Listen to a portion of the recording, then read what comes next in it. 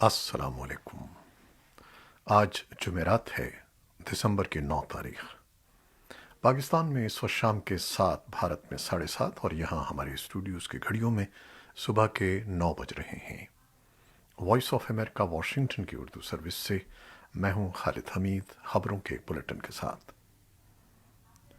پاکستان میں حکام نے کہا ہے کہ کورونا وائرس کی نئی قسم اومیکرون کا پہلا مشتبہ کیس ملک کے جنوبی شہر کراچی میں رپورٹ ہوا ہے۔ صوبہ سندھ کی وزیر صحت ڈاکٹر عذرا افضل پیچوہو نے اپنے ایک بیان میں کہا ہے کہ ابھی اس کیس کا مطالعہ کیا جا رہا ہے، البتہ جس طریقے سے اس کا برتاؤ دیکھا گیا ہے اس سے لگتا ہے کہ یہ وائرس اومیکرون ہی ہے۔ انہوں نے بتایا کہ ایک 57 سالہ خاتون میں اس وائرس کی تصدیق ہوئی ہے۔ وزیر صحت کا کہنا تھا کہ ہمیں ابھی اس کیس پر شبہ ہے جس پر تحقیق ہو رہی ہے، اور 2 ہفتوں میں ہی ہم وثوق کے ساتھ کہہ سکیں گے کہ یہ اومیکرون ہے یا نہیں۔ دوسری جانب پاکستان کے قومی ادارہ صحت NHI نے ایک بیان میں اومیکرون کورونا وائرس کا پہلا مشتبہ کیس سامنے آنے کی اطلاعات پر تبصرہ کرتے ہوئے کہا ہے کہ کراچی سے رپورٹ ہونے والے مشتبہ کیس میں اومیکرون کی تصدیق ابھی نہیں ہوئی ہے۔ NHI نے ایک ٹویٹ میں بتایا ہے کہ اس مشتبہ کیس کا جینیاتی ٹیسٹ ہونا ابھی باقی ہے، جو مشتبہ مریض سے نمونہ حاصل کرنے کے بعد کیا جائے گا۔ ادھر دوا ساز کمپنی فائزر کا کہنا ہے کہ اس کی بنائی گئی کورونا ویکسین کا بوسٹر شاٹ وائرس کی نئی قسم اومیکرون کے خلاف بہت حد تک قوت مدافعت پیدا کر دیتا ہے، لیکن فائزر اور اس کی پارٹنر کمپنی بائیون ٹیک نے بدھ کے روز کہا ہے کہ اس کی ویکسین کی 2 خوراکیں اومیکرون قسم کا مقابلہ کرنے کے لیے ناکافی ہیں، تاہم وہ وبا کی شدت سے بچاتی ہیں۔ امریکہ میں صحت عامہ کے حکام نے کہا ہے کہ آئندہ دنوں میں امریکہ کو اومیکرون کے زیادہ کیسز کے لیے تیار رہنا چاہیے۔ تاہم بدھ کے روز امریکی سینٹ نے بائیڈن انتظامیہ کے اس حکم کو کالعدم قرار دے دیا ہے کہ 100 سے زیادہ ملازمین رکھنے والے کاروباروں کے لیے لازم ہے کہ ان کے تمام ورکرز ویکسین لگوائیں، وگرنہ انہیں ہر ہفتے کورونا کا ٹیسٹ کروانا پڑے گا۔ امریکہ کے صدر جو بائیڈن آج جمعرات کے روز جمہوریت پر ایک اعلیٰ سطحی ورچوئل اجلاس کی میزبانی کریں گے، جس میں دنیا بھر سے رہنما، سول سوسائٹی کے ممبران اور پرائیویٹ سیکٹر کے ارکان حصہ لیں گے۔ اس اجلاس کا مقصد دنیا میں جمہوریت کی بحالی کے لیے ایجنڈا رکھنا اور مل کر دنیا بھر کی جمہوریتوں کو عائد خطرات سے نمٹنا ہے۔ یہ اجلاس جمعے کے روز تک جاری رہے گا، اور یہ صدر بائیڈن کے انتخابی وعدوں کا حصہ ہے جس میں انہوں نے دنیا بھر میں آمرانہ حکومتوں کے عروج کے مقابل جمہوری نظام کو مستحکم کرنے کا وعدہ کیا تھا۔ اگلے برس بھی ایسا ہی سمٹ متوقع ہے۔ اس اجلاس میں 100 سے زائد ممالک کو شرکت کی دعوت دی گئی ہے، جن میں بہت سی جمہوریتیں ہیں، کچھ کمزور جمہوریتیں بھی ہیں، جبکہ کچھ آمرانہ نظام کی خصوصیات کی حامل ریاستیں بھی ہیں۔ کل بدھ کے روز پاکستان نے اس کانفرنس میں شرکت سے معذرت کر لی تھی۔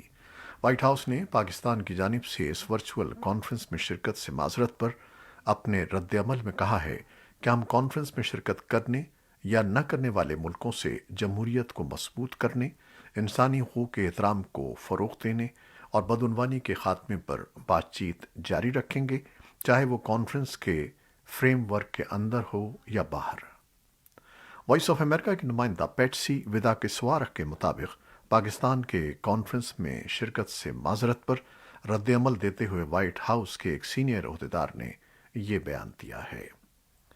واضح ہے کہ پاکستان نے بدھ کی شام اس کانفرنس میں شرکت سے معذرت کرتے ہوئے کہا تھا کہ پاکستان امریکہ کے ساتھ متعدد معاملات پر مل کر کام کر رہا ہے، اور اس موضوع پر بھی مستقبل میں مناسب وقت پر مل بیٹھے گا۔ پاکستان کے دفتر خارجہ سے جاری ہونے والے ایک بیان میں کہا گیا ہے کہ ہم امریکہ کی جانب سے اس سربراہ اجلاس میں شرکت کی دعوت پر شکر گزار ہیں۔ ادھر پاکستانی محکمہ خارجہ کے ایک سینئر عہدیدار نے اسلام آباد میں وائس آف امریکہ کے نمائندے ایاز کل کو بتایا ہے کہ پاکستان ون چائنا پالیسی کی بھرپور حمایت کرتا ہے، اور تائیوان کی جمہوریت کانفرنس میں شرکت پاکستان کے دیرینہ موقف سے ہم آہنگ نہیں ہے۔ جمعرات 9 دسمبر یعنی آج دنیا بھر میں انسداد بدعنوانی کا بین الاقوامی دن منایا جا رہا ہے۔ افغانستان کو سن 2020 کے جائزے میں دنیا کے 10 سب سے زیادہ بدعنوان ملکوں میں شامل کیا گیا تھا، تاہم آج اس حوالے سے کابل میں کوئی سرکاری تقریب منعقد نہیں ہو رہی ہے۔ دوسری خبروں میں طالبان کے وزیر خارجہ مولوی امیر خان متقی نے اقوام متحدہ کی ڈپٹی سیکرٹری جنرل روز میری ڈی کارلو سے ملاقات کی ہے۔ مس ڈی کارلو نے سیکیورٹی اور دوسرے امور پر گفتگو کی اور افغانستان کی امداد کا یقین دلایا۔ ادھر پاکستان کی یونیورسٹی نے اعلیٰ تعلیم کے افغان وزیر عبد الباقی حقانی کو افغان طالب علموں اور تحقیق کاروں کے لیے اسکالرشپس کی پیشکش کی ہے۔ پاکستان کے سفیر منصور احمد خان نے ایک ٹویٹ میں بتایا کہ university of management technology Lahore نے افغان طالب علموں کے لیے 100 اسکالرشپس اور اساتذہ اور تحقیق کاروں کے لیے 10 اسکالرشپس کی پیشکش کی ہے۔ امریکی حکام نے کہا ہے کہ امریکہ پہنچنے والے افغان پناہ گزینوں کو 15 فروری تک فوجی اڈوں سے نکال کر شہروں میں آباد کرنے پر کام شروع ہے۔ افغانستان پر طالبان کے قبضے کے بعد ملک چھوڑ کر امریکہ آنے والے افغان شہری امریکہ کی مختلف ریاستوں میں فوجی اڈوں پر مقیم ہیں اور ان کی آبادکاری کا مرحلہ درپیش ہے۔ امریکی حکومت کے ساتھ مل کر پناہ گزینوں کی آبادکاری کے لیے کام کرنے والے 9 اداروں کو آپریشن الائنس ویلکم کا نام دیا گیا ہے۔ اگست سے شروع ہونے والا یہ پروگرام امریکہ میں کئی دہائیوں کے بعد پناہ گزینوں کی آبادکاری کی ایک سب سے بڑی کوشش ہے۔ آپریشن الائنس ویلکم نے اس ہفتے ایک سنگ میل عبور کر لیا جب امریکی کمیونٹیز میں دوبارہ آباد ہونے والے پناہ گزینوں کی تعداد 37,000 تک پہنچ گئی، جبکہ امریکہ بھر میں 6 فوجی اڈوں پر افغان پناہ گزینوں کی تعداد 35,000 ہے۔ امریکی محکمہ ہوم لینڈ سیکیورٹی، امریکہ کی مرکزی وفاقی ایجنسی اور آبادکاری کی تنظیمیں اگلے سال 15 فروری تک تمام افغان پناہ گزینوں کو فوجی اڈوں سے نکال کر سویلین رہائشی علاقوں میں آباد کرنے پر کام کر رہے ہیں۔ پاکستان کی حکومت اور کالعدم شدت پسند تنظیم تحریک طالبان پاکستان کے درمیان 9 نومبر کا جنگ بندی کا معاہدہ جمعرات کو دوسرے مہینے میں داخل ہو گیا ہے۔ ابھی تک فریقین کی جانب سے اس معاہدے کے مستقبل کے بارے میں کوئی باضابطہ بیان سامنے نہیں آیا ہے، مگر خیبر پختونخوا کے وزیر اعلیٰ کے مشیر برائے اطلاعات بیرسٹر محمد علی سیف کا کہنا ہے کہ جب مذاکرات جاری ہیں تو اس کا مطلب ہے کہ جنگ بندی کے معاہدے میں بھی توسیع کی گئی ہے۔ اس ایک ماہ کی جنگ بندی کے دوران ملک بھر میں بالخصوص خیبر پختونخوا کے قبائلی علاقوں میں دہشت گردی اور تشدد کے واقعات میں بہت کمی دیکھنے میں آئی ہے، مگر اس کے باوجود بعض قبائلی اضلاع میں تشدد بالخصوص گھات لگا کر قتل کی وارداتوں کا سلسلہ جاری ہے۔ یورپی یونین کے ایک اعلیٰ سفارتکار نے بدھ کو کہا ہے کہ ایران کے ساتھ جوہری مذاکرات گزشتہ ہفتے منقطع ہونے کے بعد آج ویانا میں دوبارہ شروع ہو رہے ہیں۔ اپنے ٹویٹر اکاؤنٹ پر یورپی یونین کے ڈپٹی سیکرٹری جنرل اور مذاکرات کے چیئرمین اینرک مورا نے کہا کہ مشترکہ جامع پلان آف ایکشن کی ممکنہ بحالی پر بات چیت کا 7واں دور جمعرات کو دارالحکومتوں کے اندر اور باہر مشاورت کے بعد جاری رہے گا۔ ایران کو سن 2015 کے اصل ایٹمی معاہدے پر واپس لانے کی کوششیں گزشتہ ہفتے اس وقت منقطع ہو گئی تھیں جب 2015 کے معاہدے پر دستخط کرنے والوں میں سے 3 ممالک فرانس، برطانیہ اور جرمنی کے ثالثوں نے ایران کے ساتھ مایوسی کا اظہار کرتے ہوئے کہا تھا کہ وہ سفارتی پیش رفت سے پیچھے ہٹ گیا ہے۔